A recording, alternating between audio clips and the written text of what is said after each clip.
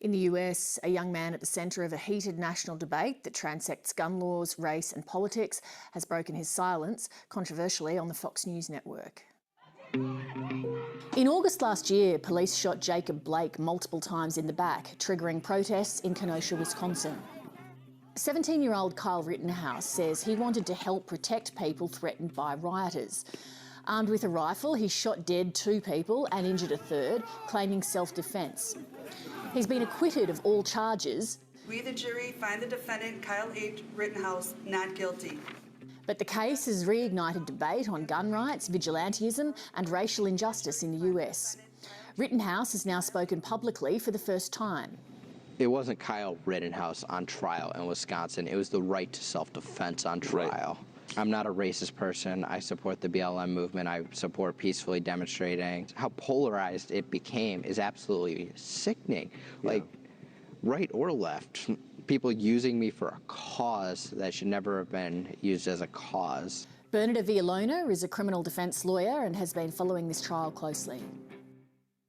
Bernadette Villalona, what was the gist of the Fox News interview?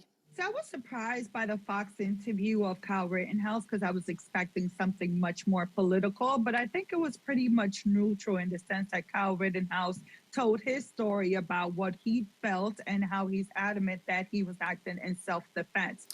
Can you explain for the Australian audience what the legal situation is there that Rittenhouse was able to argue successfully that this was self-defense? He claimed self-defense, that he was in immediate fear for his life. It was either his life or that other person's life. So in terms of what allowed him to get off, it's because of his testimony. It's because of when he testified, it was a game changer that he started crying and saying, look, it was either my life or death. I had no other choice. I couldn't leave. Plus, Wisconsin is a stand your ground state, so he didn't have to leave. But that he was acting in self-defense, he was in fear of his life. The thing that's probably hard for an Australian to get their head around is that here self-defence would be if you were defending your own home or your own body or something like that. He had travelled about 20 miles from his home with a weapon and then could still argue that it was self-defence. If you were inside your house, and this is pretty much normal for every state here in the United States, you can protect yourself and protect your home because it's called the castle doctrine. You're inside of your home and you're allowed to protect yourself.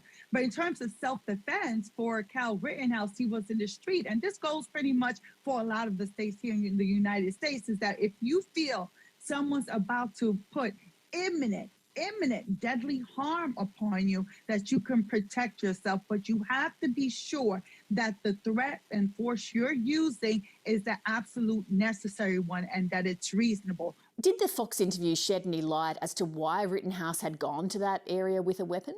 They didn't touch on why. Why exactly did Kyle Rittenhouse get an AK, pretty much AR-15, and go to a different state with that AR-15 doing a protest? That's something they didn't touch on.